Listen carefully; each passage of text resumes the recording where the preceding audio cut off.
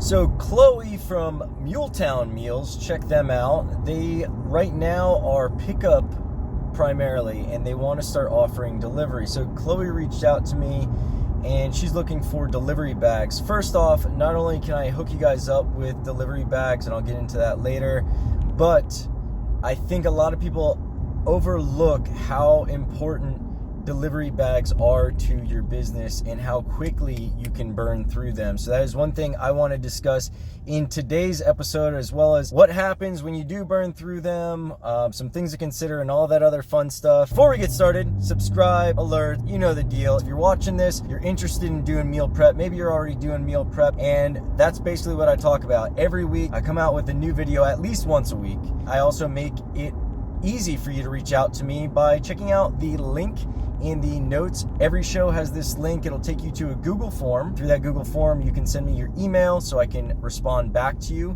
Send me any questions that you have, any comments, any critiques, any suggestions. If I'm wrong about something or if I didn't cover something, let me know. I'd love to add it. Everyone who contacts me through there, when I have your email, which I can't get through YouTube, I am now able to send you stuff. The first two things I'm going to send you will be the order tracking system that I created. I affectionately call it the Beast 6. It's the 6th version of that. There's other videos on that, but basically it helps you keep track of your orders, and it can facilitate up to 620 orders a week. So if that's something that you think you'd want for free, another reason, hit that link. And then I'm also going to send you an ebook. The ebook is a summary of the how to start a meal plan for $500. That's the series that I started this all with, and you can check out that playlist if you've not done so already. I'll probably put a link at the end of the show, so stay tuned for that. But I also love hearing from you guys, so I can't stress that enough. Thank you, Chloe, for this question. So many of you guys have given me some great questions, stuff that I haven't thought of yet, and it's like I take it for granted. So there's stuff that I don't even see anymore. It's just like, fish don't see water. So it's probably a lot more important to you and on the front of your mind, and it's something I overlook. So bring it to my attention, and I will happily answer it in an email or a video if I can go into enough depth about it. But let's get started. Welcome to our channel where we go behind the scenes of our meal plan company Fit Food Fresh and other local businesses across South Florida. Make sure you hit the subscribe and alerts so you never miss a video, and hit us with any questions or suggestions.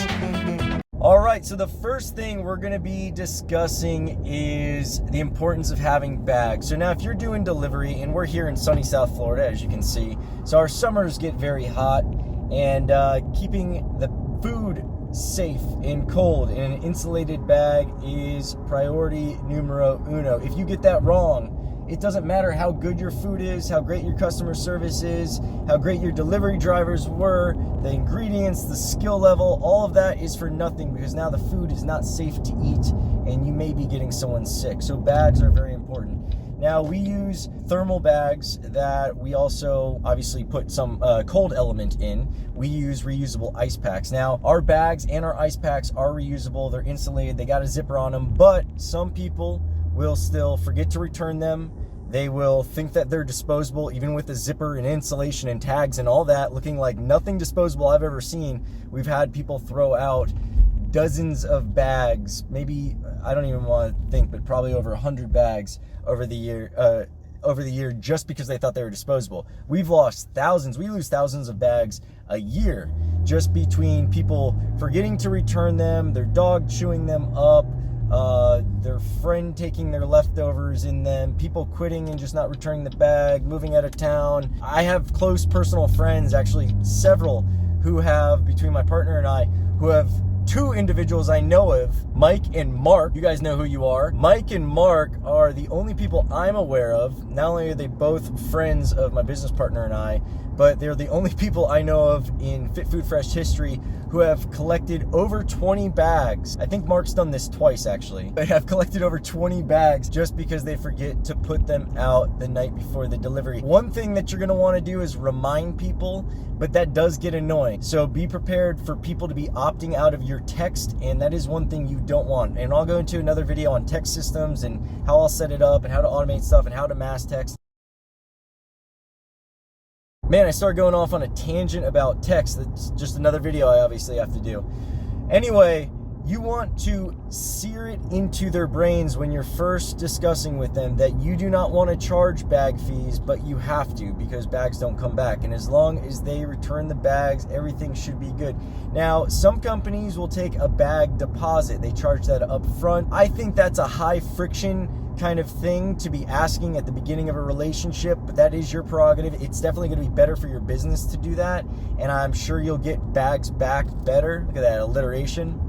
You'll get bags back more frequently if you've already got their money. But Fit Food Fresh chose to not only not charge bag fees up front, but we've actually probably charged very few bag fees in the history of our company. I can't even be certain that we have ever charged a bag fee. Now, we do mention that we'll charge a bag fee, but normally that's to incentivize people and to kind of motivate them to pay attention to the fact that we are trying to collect the bag, that it is important to us, and that we're going out of our way to take care of them and avoid charging the fee. Our delivery schedule works like this. We deliver Mondays and Thursdays between midnight and 6 a.m. So our guys are doing this in the dead of night while you're sleeping. And our instructions are to put your bag and ice packs out the night before. So on Sunday and Wednesday night, just please put your bag and ice packs out so our delivery drivers can collect them, bring them back, go through the wash rehab routine. We always want to check them because they do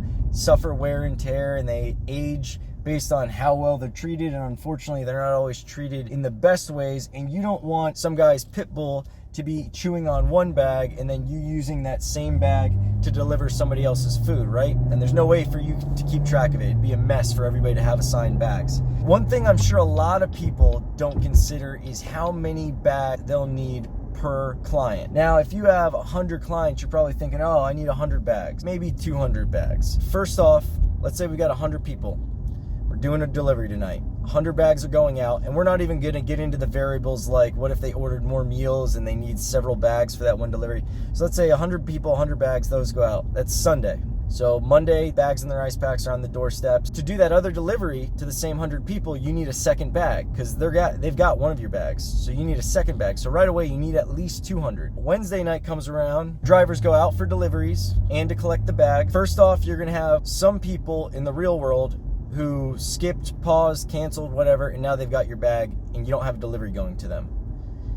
You'll also have some new people jumping on. So these people don't have any bags to collect, but there's still another bag you got to drop off. You'll also have people who just forget, and at 2 in the morning, 3 in the morning, your driver is not going to be knocking on their door asking for the bag and the ice pack. So that Wednesday night, when you're going out for the second delivery with the other 200 bags, you're not even going to be getting back the original 100 bags that you put out. It's going to be more than half. I have seen it less than half. As long as you're doing a thorough job communicating your policies and the importance of receiving the bags back to your clients when you are initially speaking with them. And don't assume you're going to have a lot of chances to go back and forth with them. In the beginning of the relationship is when you have to make sure that they understand everything. That's when you have to clearly communicate every aspect of the program. The more important stuff, the stuff that could cause some friction in the relationship later if there's misunderstandings, those things you want to go over several times. Bag fees. If I'm going to be taking money from you, I'm going to tell you several times why I'm taking money from you. Both when we start the relationship, I'm going to fire some warning shots via text and email, basically saying, hey, we're trying to collect the bags. We're going to have to charge you the fee. We really don't want to do it. Just put it out. We'll send a driver there 100% for free. As I said, Fit Food Fresh, to the best of my knowledge, I don't even know if we've even charged a bag fee in our history. Shh. Don't tell anybody. It's usually more expensive to send a driver to go pick up a bag than it is to just buy new bags. But it's not just the finances you need to be considering right now. For you to order bags, at least the bags that we receive, when we get them from China, it could take months, especially if you're dealing with like Chinese New Year or something like that. We can get them in the States and it will still take at least like a week. We could rush the order, but we're talking freight, and freight is expensive. When we first started getting bags, we were paying half what the bag cost was in freight. So if we were spending $2,000 on bags, we were spending $3,000 total to buy the bags and then get them here. Freight is very expensive. If you want to try to expedite that, it will get more expensive even quicker. This is not something that UPS is going to easily be able to do. You might be getting boxes and boxes of these big, heavy bags, and it's not something that's going to be cheap to ship.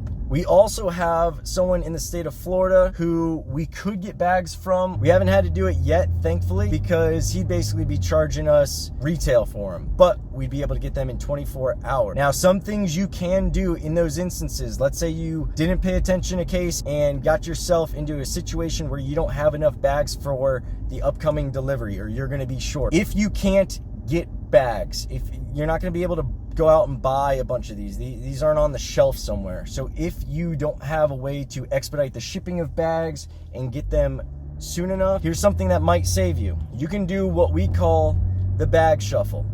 And basically the way that goes is you pack up with as many bags as you have, you load everything, and then while you go out, you have either a large cooler, or you have your meals in plastic bags with ice packs in them, keeping them as cold as possible. And when the driver gets to a doorstep that has a cooler bag, he basically just switches them out. So that way you're immediately using the bags that you're collecting. You might be able to send a guy out with 25 bags and 10 of them need coolers. He should be able to pick those up along the way. Now, as I said before, you will never get 100% of your bags back. I've never seen it happen. Even when we were small, there'd always be at least one person who forgot. You're dealing with the busiest people in your area. Remember that. They're going to forget, even with text alerts and whatever else. Don't expect your driver to be able to go out with a bunch of uninsulated food and find bags for every single one of them. He may run up short,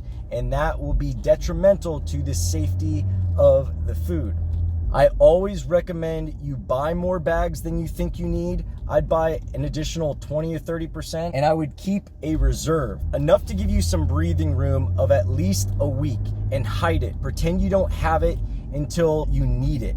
Make it a parachute. Some other ways that you can expedite the shipping is, instead of having your bags branded with screen printing, you can skip that process, and that'll normally save you a couple of days. If you're in a pinch, every single day matters. So if you can take it from 10 days to 7 days and get those bags sooner, they don't have your name on them, so what? You're delivering in the middle of the night if you're following my suggestion. Nobody's seeing the bags. You might have some extra exposure by having the bags branded, but don't kill yourself over it. Most of our bags right now probably aren't branded because we had to order them in such a quick period of time. Over the summer, we had so many people who went on vacations, left our bags at home. A bunch of new people came on, didn't know how the policy worked. So we were out a lot of bags over the summer. We had to rush an order. They weren't screen printed. And now most of the bags in circulation don't have our name on it. It's cool. It's fine. It's not like the phones are ringing off the hook with people going, "Hey, I saw your name on a bag on my neighbor's doorstep and I want to give you money." Like, come on. Ice packs are a whole other story. Man, those things are heavy. What sucks about them is once they get there, they gotta freeze. So you're dealing with compressing a whole lot of time if you get behind on not having ice packs. Like everything else that you've done is for nothing. Throw it all away. Everyone's hard work, all your hard work, everything you spend on the food. If delivery is compromised, whether it's a bad driver, no ice packs, no insulator, it's late, whatever it is the most important part of your business. It is your business. Anyone can get healthy food. They can make it themselves. You bringing it there safely and at the right time in a hassle-free way that's convenient to them, that is what you are selling. So don't forget that. All right, we're going to have a live session because I've got so many ideas and tangents that I have to keep stopping myself from going into about all of these subjects. And I'd love to share some of these stories with you guys because I think you get a lot of amusement out of them and maybe some ideas and definitely some warnings to heed. But you know the deal. If you're new, subscribe. Hit the alerts. Go ahead and like it. Go ahead and dislike it. I don't care. Whatever's in your heart. Shoot me comments, questions. If you do dislike it, please just tell me why. I just want to get better. That link, again, the link in the show notes, that is going to get you to me so you can ask me any questions that you may have. I will also send you the order tracking system as well as the ebook as soon as it's done. And that's all I've got for you today.